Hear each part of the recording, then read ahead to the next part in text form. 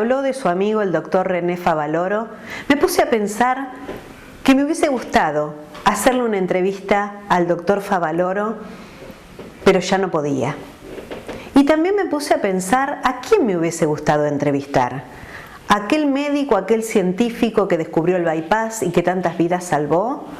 ¿O aquel médico rural que mamó sus valores con una modista, un carpintero que fueron sus padres, la abuela Cesárea a quien le dedicó la tesis y que le enseñó el sabor de la tierra? Y creo que me quedo con este segundo hombre, con el médico rural, con aquel hombre que tuvo una coherencia de vida, que todo lo tiñó con sus valores y con su amor a la verdad, a la justicia, a la igualdad. Me quedo con ese hombre que vivió apasionadamente y murió apasionadamente también. Yo siempre tuve una formación social, digámoslo así, que me viene de mis orígenes, de ese hogar pobrón, de un carpintero y una modista, donde me crié ahí y donde aprendí que el esfuerzo era una cosa importante, en un barrio pobre de la ciudad de La Plata. Tiene un nombre medio raro, se llama el barrio del Mondongo, porque allí vivían muchos obreros del frigorífico. Después pasé por un colegio nacional excepcional que nos dio una formación humanística tremenda. Y por esa cosa del destino fui a parar a un pueblito, Jacinto Arauz, ahí en el oeste de la Pampa Seca, ya donde empieza el desierto, y convivir con gente muy pobre. Por eso, toda mi vida he sido así, y quizá el mayor elogio que alguna vez se me ha hecho fue en una reunión mundial muy importante de cardiología, donde uno de los cardiólogos más importantes del mundo, cuando me presentó, dijo: yo no voy a decir nada más que esto. Ustedes creen que están en presencia de un cardiólogo, de un cirujano cardiovascular, ustedes están en presencia de un médico rural. Y yo confieso que a mí me tocó, yo soy muy emocionable, me tocó unos minutos para poder recomponerme y empezar a hablar. Algunos tienen una falsa imagen, me pasó ayer hoy con algún periodista, del médico de los ricos. Yo no soy el médico de los ricos, de gente así, de ese grupo, no atenderé más del 5 o el 10%, y el resto en nuestra fundación atendemos a todo. Ahí en Jacinto Arauz me tocó ver una serie de cosas. Primero, había 3 grupos con 3 religiones diferentes. Estaban los protestantes, los que habían seguido a Baldo, un italiano del norte, los valdenses, grandes colonias judías, y nosotros los católicos. Jamás en 12 años vi una sola discusión o algún entrevero por un problema religioso, y eso para mí fue de mucho valor. Pero además, esos 12 años son los 12 años más importantes de mi vida, porque me enraicé con la tierra. Don Luis Franco, uno de nuestros grandes escritores, dice machiembrarse con la tierra, y eso es lo que me pasó. Y insisto, fue la parte más importante de mi vida. Y entonces me tocó atender partos, al principio solito porque no teníamos nada, hasta que armamos de una casa vieja una cliniquita que bueno, que tuvo valor porque ahí se operaba, se atendían las fracturas, etcétera. Pero al principio era andar de rancho en rancho y de casa en casa recibiendo este milagro de la vida. Es el momento más alegre de la medicina. La otra parte de la medicina es curar, y a veces se anda bien y a veces se anda mal y se muere la gente. Pero el parto, ese momento, toda la familia está pendiente y produce una tremenda alegría. Cuando el chico nace y empieza a llorar, más si se está ahí en medio de la pampa y en un rancho, se produce una alegría total entre toda la gente. Yo me di cuenta enseguida de que la mortalidad infantil jugaba un rol importantísimo y se cumplían cosas que eran horrorosas. Esos chicos que vivían en los ranchos y sufrían especialmente en el calor del verano, las diarreas, las neumonias, etcétera, estaban muy mal alimentados. Se le daba leche de vaca y a veces todavía se le agregaba 2 o 3 cucharadas de harina, lo cual era un engrudo. Así que me tomé el trabajo de ir casita por casita y enseñarles que lo mejor era primero que había que hervir la leche, que no era eso del subir del hervor, por lo menos 5 o 10 minutos. Que el agua que venía de pozo, casi siempre contaminado, había que también hervirla otra vez 5 o 10 minutos. Como no había heladera, se imaginan, yo le decía, póngala ahí con una botella, le pone una piola y la deja ahí abajo para que esté fresquita. Pero hay que hervirla 2 veces al día, el agua y la leche. Les enseñé a hacer los cocimientos de cereales, avena o arroz, lo hacía con ellos, tráigame lo que tenga, el tacho, lo que sea, hacíamos el cocimiento, lo colábamos como podíamos, si había colador bien y si no con un pedacito de tela, y después les enseñaba a mezclar. Si el chico, primero a amamantarlo, entender que el pecho era importante, que los primeros 2 o 3 meses había que darle de la teta, porque eso los defendía también contra las infecciones, pero si no había leche, había que prepararla así, primero mitad y mitad del cocimiento con la leche, y después 2 partes de leche y 1 parte de agua bien hervida con el cocimiento de cereales. Además, si hacía calor, si el chico levantaba temperatura, la gente lo arropaba. Yo le decía, hay que dejarlo desnudito para que sude bien, apenas una babita, alguna cosa encima. Los grandes colaboradores míos fueron las comadronas, que las hice todas amigas y las fui instruyendo en esto, y los maestros rurales. Y entonces un día el intendente se acercó, después de un tiempo, y dijo, ¿qué pasó? No se mueren más chicos, todo lo que había que hacer era mezclarse con la comunidad. El médico, ese médico que está en la primera línea, se escriben muchas cosas desde acá de las grandes capitales sobre la medicina primaria y la prevención. Es muy simple, lo que hace falta son médicos o gente, enfermeras, lo que sea, que se metan en los ranchos, que viva con los pobres, que aprendan los problemas y le den solución allí donde está la cosa. No.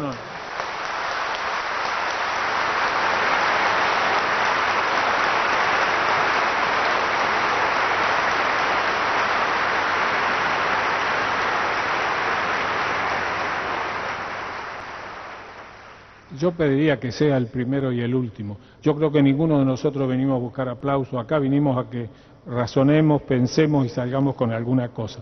A mí me pasa en las reuniones médicas, etcétera, lo mismo siempre digo, el aplauso no es para mí, el aplauso sería para mis padres, para mis maestros, para los que me educaron y además para los que trabajan conmigo. Yo no creo en el individuo, creo en todos los que están...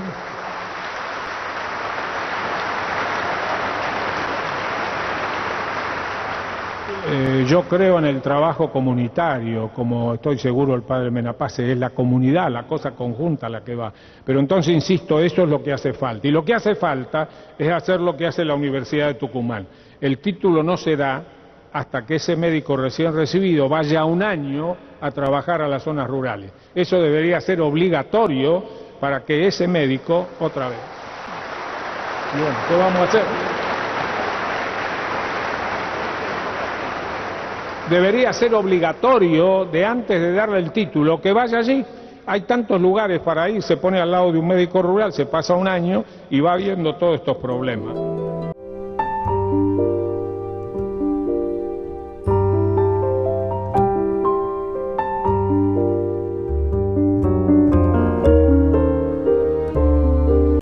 Él habla de la distribución de la riqueza, habla de la globalización, habla de los médicos, habla de aquellos médicos que tienen verdadera vocación de servicio y que son los más, dice él, no los que lucran con la salud, los que lucran con la gente que necesita de la medicina. Esos son los menos. Él tiene esperanzas. En ese momento tenía esperanzas en estos médicos y nosotros hoy las seguimos teniendo, las esperanzas. Tenemos esperanza de una sociedad mejor. Pero para eso tenemos que tener como ideales a personas como el doctor René Favaloro. Me ha tocado ver de todo. Piensen que ejercí 12 años en ese pueblito, después tuve 10 años en Estados Unidos y ahora llevo 26 años aquí en la Argentina. Así que evidentemente hay médicos así, hay médicos que quizá cobren en exceso, que lucran con la profesión, pero yo creo que son los menos. La mayoría, especialmente en las zonas rurales, sigue trabajando y no se preocupa quizá cuánto dinero va a ser, porque es lo menos que vale nuestra profesión. Insisto, yo defiendo a los médicos porque creo que la mayoría procede con corrección. Pero están los que se han bandeado, es decir, que por ahí ven esto como un negocio y entonces lucran con la profesión. Yo pasé por una facultad donde tuvimos maestros excepcionales que nos llenaron la cabeza, porque éramos pocos, 120 alumnos, no eran las facultades de ahora inundadas de alumnos, de los cuales después se recibe no más del 20-25%. Éramos 120, convivíamos con los profesores y eran maestros excepcionales que nos enseñaban con el ejemplo, pero también eran otros tiempos.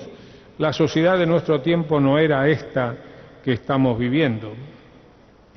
Hay muchas maneras de clasificar esta época de la sociedad. Algunos dicen esto es la sociedad industrial, esta es la sociedad de la tecnología, otros hablan del posmodernismo, palabra que sería muy larga de explicar. A mí la mejor definición me la dio Ulrich Beck, un filósofo alemán, que dice que vivimos la época de la irresponsabilidad organizada. Yo creo que es la mejor definición. Vivimos la época de la irresponsabilidad organizada. Ustedes tienen que saber que la riqueza se ha multiplicado por 7 en los últimos 20 años. Así que aparentemente la cosa anda muy bien. En los últimos 20 años la riqueza se ha multiplicado por 7. Pero cómo se ha distribuido esa riqueza es lo que nos debe hacer pensar. Hay 1.000 millones más ricos, 1.000 millones más ricos que están ciegos en relación a los miles de millones desamparados. Les largo así algunas cifras para que mediten. Hay 358 billonarios en el mundo, 358, cuyo capital es igual al 45% de la población. En el año 65, la diferencia entre el 20% más rico y el 20% más pobre era 30 veces. Es decir, el rico tenía 30 veces más que el pobre. En el año 90 esto se duplicó. El 20% más rico tiene 60 veces más que el pobre. Entendamos entonces que vivimos un momento muy especial donde cada vez hay más ricos, poquitos ahí arriba, y cada vez hay más pobres. Y estos son los valores del mundo actual, no eran los valores de mi tiempo. Estos son los valores, el tener, cuanto más guita tengo mejor, el poder y el placer. Y en esto, quizá más adelante podamos decir algo, juega un valor fundamental la televisión. Esa es la que está más globalizada. La televisión está globalizada y todo lo inunda.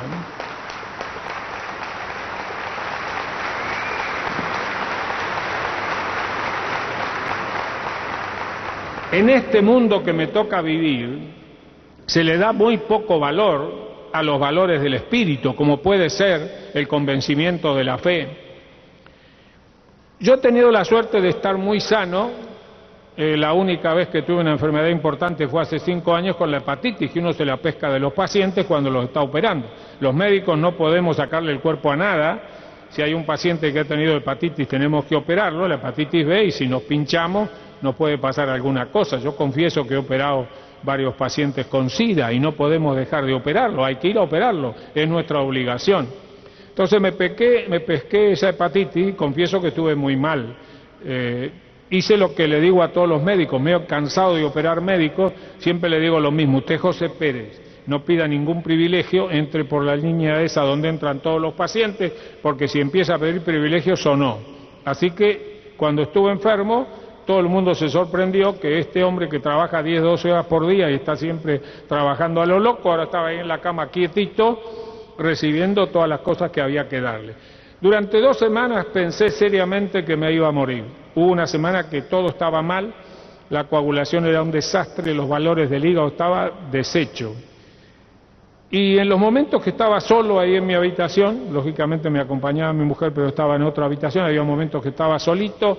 Entonces, ¿qué pensaba yo cercano a la muerte? Pensaba en esas cosas pequeñas, yo no pensaba en ninguna cosa material.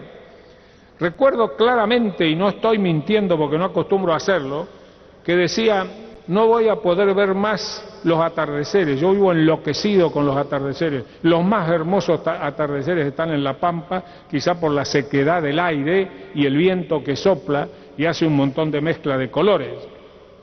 Pero además pensaba, de acá de esta ciudad, no voy a poder ver los jacarandá en flor, los lapachos. Estoy esperando que ahora terminaron los jacarandá y vendrán los palos borrachos. Del camino que hago conozco las plantas, ya sé cuál va a florecer primera, busco la primera flor.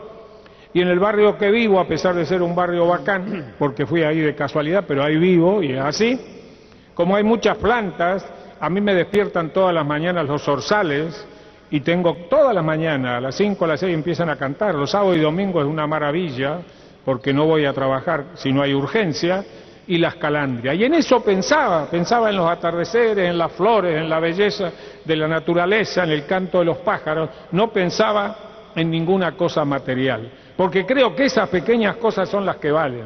Hay una vieja cosa que se dice siempre, en el momento de partir, es imposible poner toda la riqueza dentro del cajón. No vamos a llevar nada más que estas pequeñas cosas.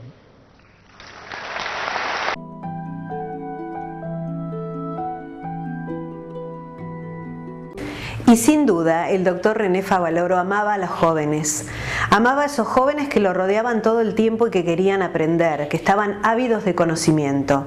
Pero hizo una muy buena diferenciación entre lo que era la instrucción y lo que era la educación. La instrucción para él era lo académico, pero la educación era lo que venía de las raíces y del seno familiar. Por eso le dio tanta importancia a su abuela Cesárea, a sus padres y a los maestros que fueron rodeando su vida e hicieron de él una persona de bien.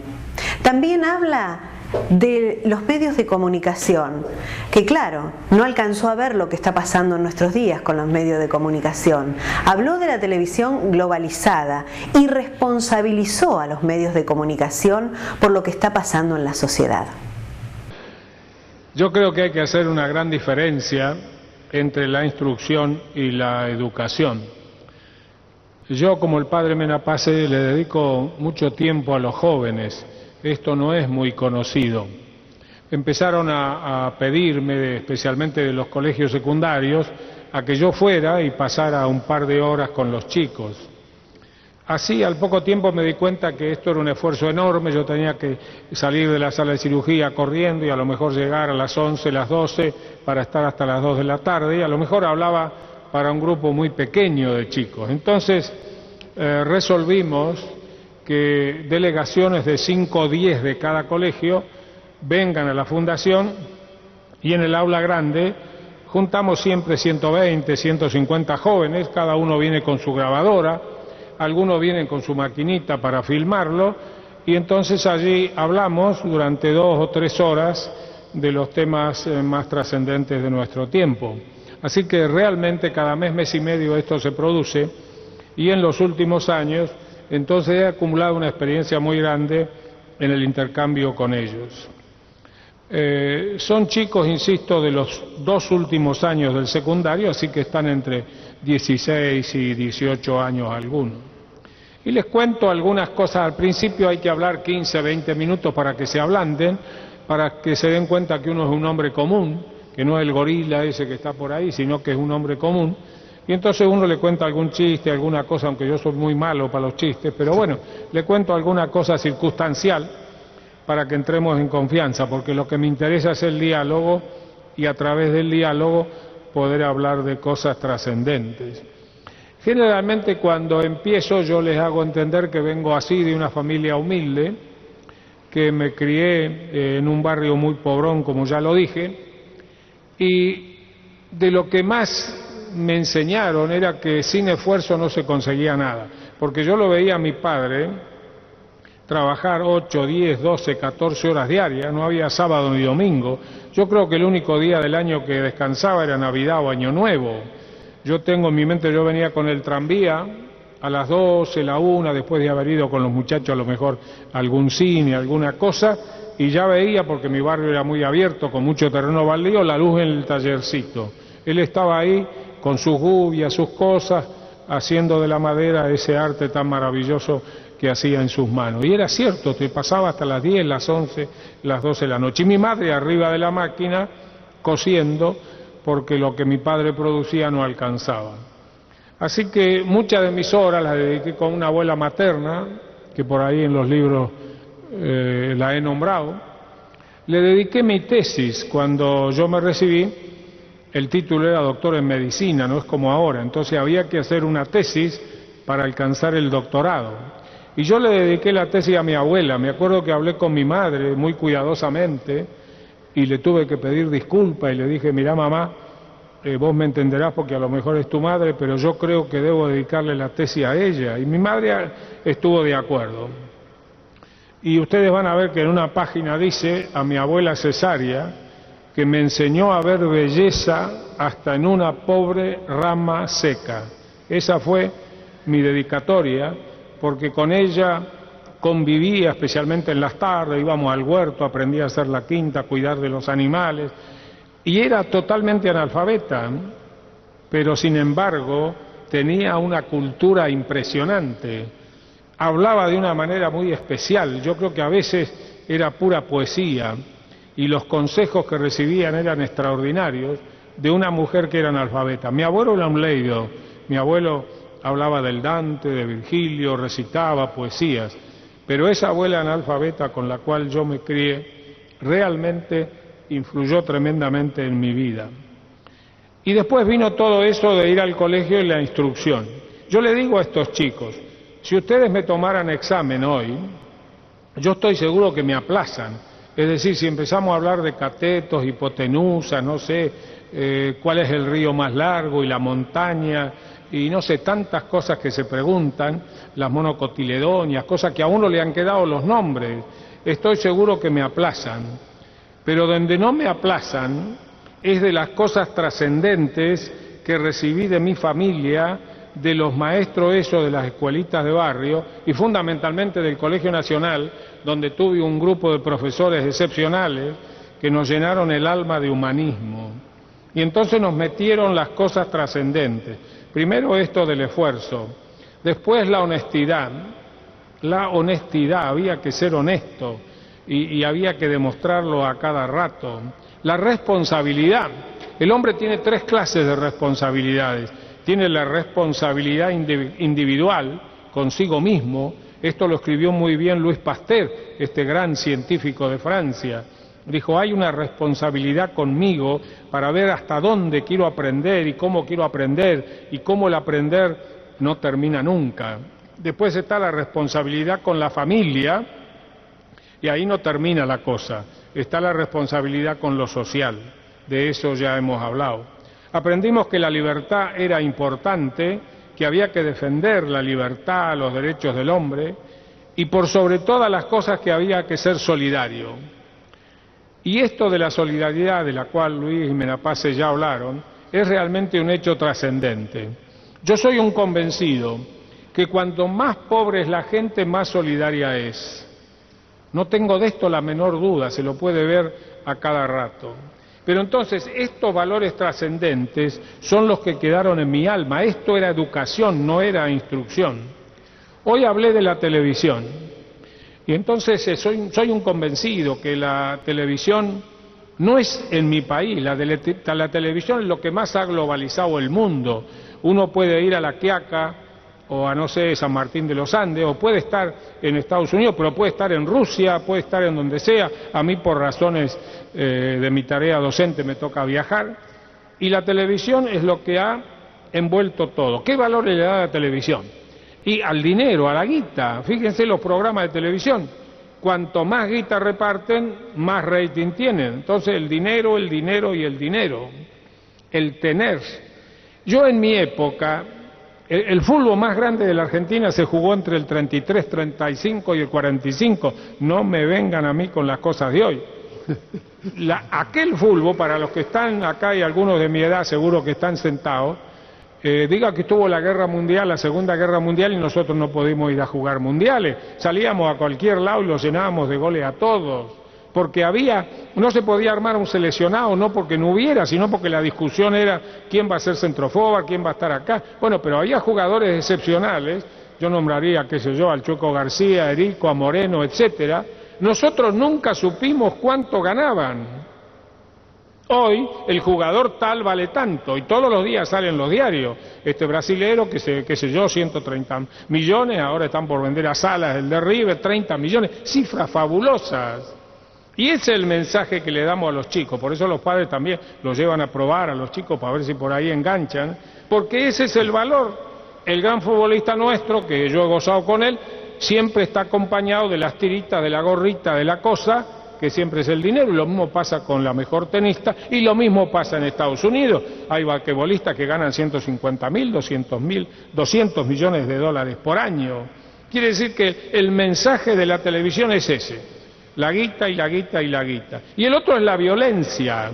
Yo confieso que veo muy poca televisión, pero la vez pasada no sé en qué país estaba, y estando a la noche tarde medio cansado puse así el televisor y apareció esto de Terminator. Y entonces yo me quedé un rato mirando y yo decía, esto no puede ser. No puede ser que eso esté en la televisión. Yo no creo en la censura, pero creo que que Rambo se ha quedado cortito. Hay veces que el televisor, yo digo, que destila sangre. Y entonces después nos asombramos de que los chicos matan, de que el chico de 15 años lo mató al otro que a la salida del boliche, etcétera. Lo están viendo todo el día en la televisión. Están aprendiendo cómo utilizar las armas y cómo matar a través de la televisión. Y todo el mundo habla de la violencia y nadie dice que ahí en ese maldito televisor todo el día se la vendemos a la gente. Y ni qué hablar.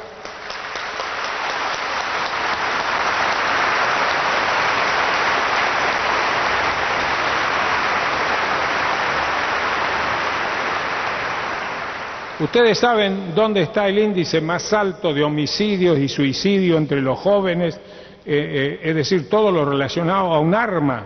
Las 3/4 partes de los homicidios y suicidios que ocurren hoy en el mundo en jóvenes por debajo de 18 años ocurren en Estados Unidos, donde esta maldita televisión es todavía peor, a mi entender. Y además regalamos sexo barato. Sexo barato. El sexo es una cosa muy, muy sagrada, donde las cosas también han cambiado y tenemos que aceptar que la cosa es diferente. En mi época, robarle un besito a una niña del barrio nos llevaba 3 meses. Hoy la cosa ha cambiado, pero llegar a esa promiscuidad y a eso que vemos ahí, realmente me parece una cosa muy difícil de entender. Toda esa música que yo no entiendo, porque no es más que ruido. Todo eso del rock, hay cosas muy positivas y hay rockeros argentinos que me merecen mucho respeto, pero todo eso que viene es ruido, ruido, ruido, colores, colores, colores, después humos de cosas y de transfiguraciones, y entonces me cuesta entenderlo, y yo no digo que no es parte de la cultura de mi tiempo y tiene cosas positivas, pero no puedo entender que los jóvenes no gocen de nuestra música tradicional. Estuve hace 2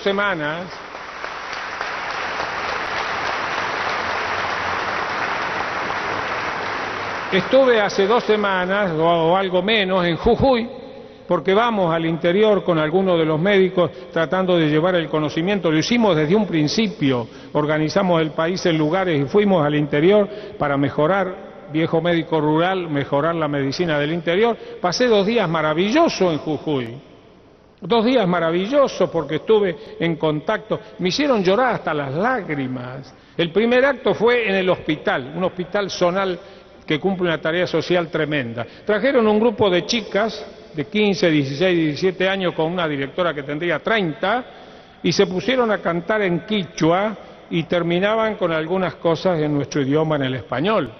Y decían cosas trascendentes. Hubo una canción que terminaba todos juntos, todos juntos, todos juntos, y las chicas se agarraban las manos y decían hacia el sol, porque estaba la influencia de la cultura de los incas. Y yo, que soy emocionable, se me caían las lágrimas. Y un viejito de 100 años, él decía 100 años y 2 meses, me regaló una bufanda, digámoslo así, de animales que él tiene en la casa y los cuida, no los mata para sacarle la lana, igual que hacían los incas. Y entonces hasta me pidió disculpas, porque dijo, me dijeron que tenía que tener 1,40 y la lana me alcanzó hasta 1,37, así que le debo 3 centímetros. Y entonces frente a todo eso, uno se emociona ante esa música maravillosa, y al día siguiente, en el clásico asadito de despedida, hubo un maestro rural que contó unos versos y unas cosas bellísimas, y después unos conjuntos de ahí locales, que otra vez más yo decía, pero ¿cómo es posible que estos jóvenes no se enamoren de esas cosas que tienen tanta belleza? Pero sin ninguna duda, yo estoy de acuerdo, y estoy de acuerdo con Menapace, con el padre. Yo creo que empieza a haber una reacción.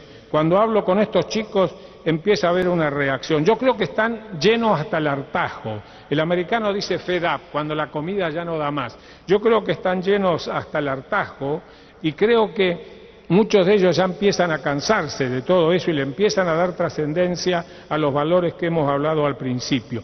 La culpa es nuestra, no es de los jóvenes. La culpa es de los mayores, que no se han preocupado .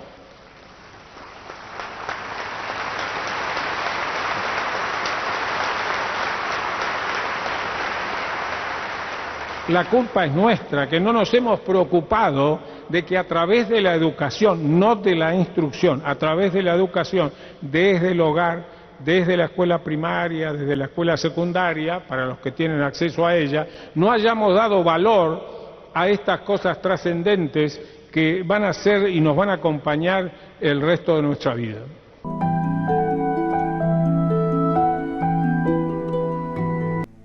Honestidad. Trabajar con pasión, esfuerzo y sacrificio sin límites. Hay que sacrificarlo todo en aras de la verdad y nada más que la verdad. Decir siempre en voz alta lo que se piensa por dentro. Nada puede sustentarse sobre la mentira. ¿Cómo está? ¿Todo bien? Yo siempre les insisto a los jóvenes, como uno siempre está en la enseñanza, que la vieja clínica, el sentir al paciente, el hablar con el paciente, el palparlo, el sentirlo, el ver qué tiene en el alma ese paciente, el utilizar todos los métodos tradicionales de palpación, de percusión, de auscultación, eso no debe perderse. Entonces hay que tener criterio para mezclar, digámoslo así, la clínica clásica y después viene el uso de la tecnología.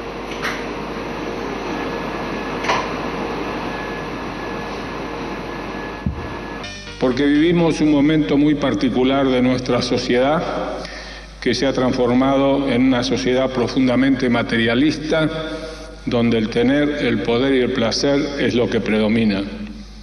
De esta época que se llama neoliberalismo. Hace rato que yo creo que debe calificarse como el neofeudalismo.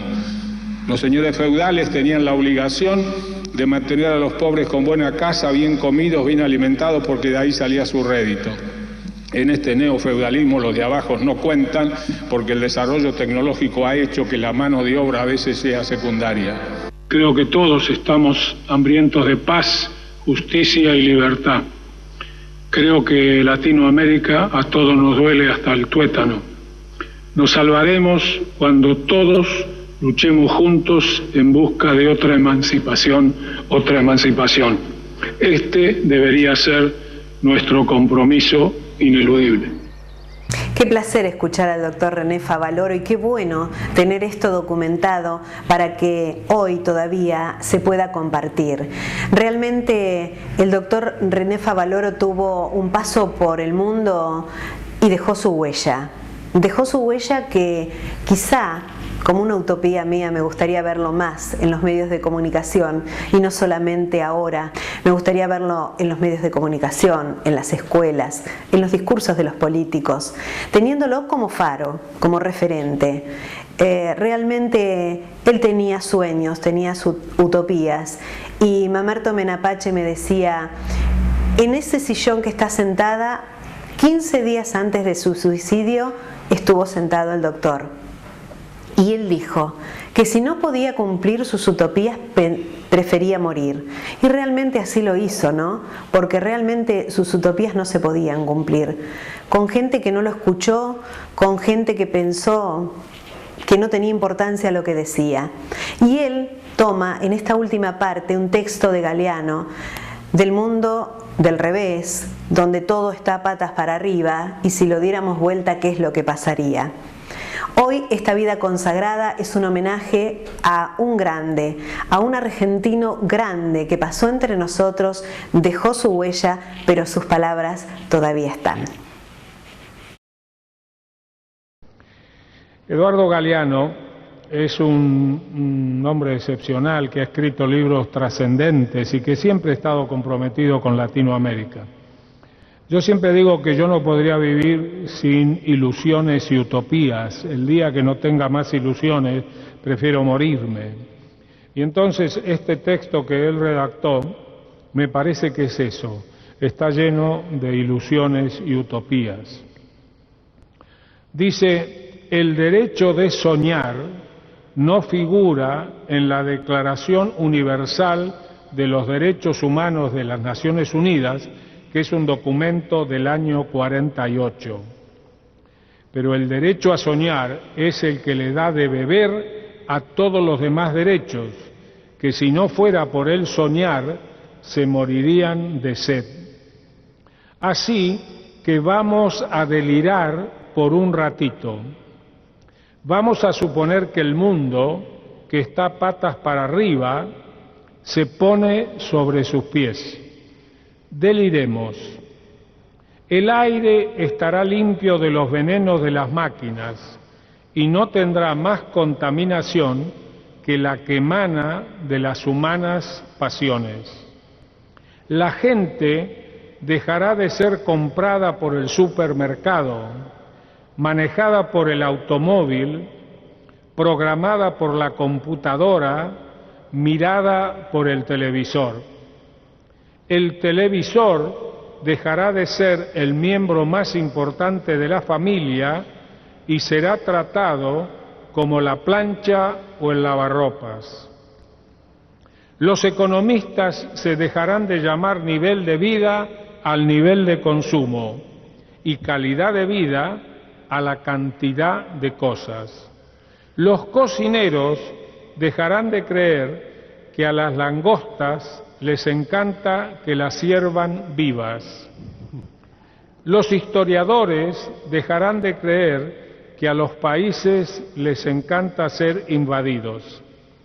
El mundo ya no estará en guerra contra los pobres, sino contra la pobreza.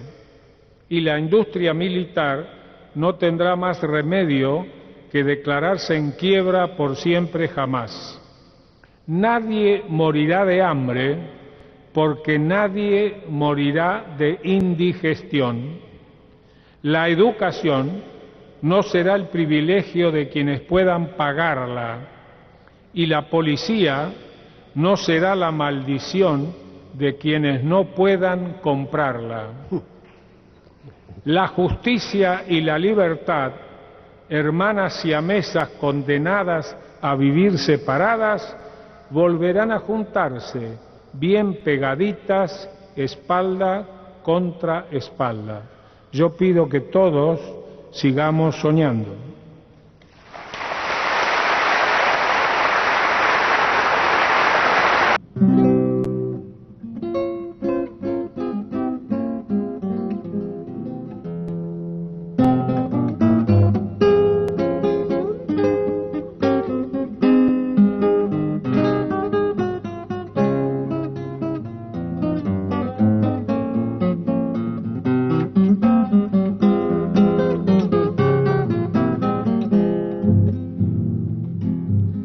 Sacando pecho la muerte a mi corazón llegó, pero un amigo del alma de mi pecho la sacó.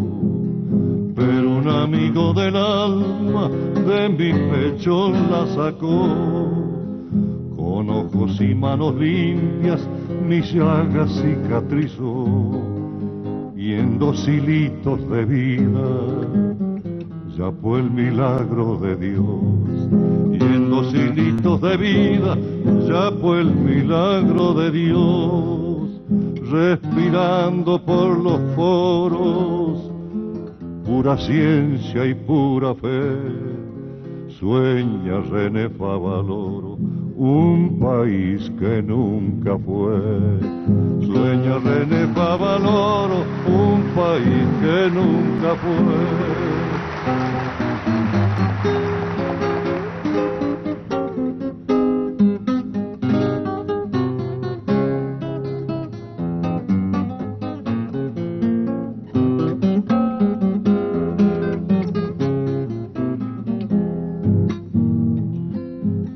Bailecito agradecido pa' un hombre trabajador que entre el dolor de la gente llora la ausencia de amor. Que entre el dolor de la gente llora la ausencia de amor. Bailecito agradecido, es tan lindo agradecer que haya un René Favaloro, el buen vino y la mujer. Que haya un René Favaloro, el buen vino y la mujer. Respirando por los poros, ciencia pura y pura fe. Sueña René Favaloro un país que nunca fue. Sueña René Favaloro un país que nunca fue.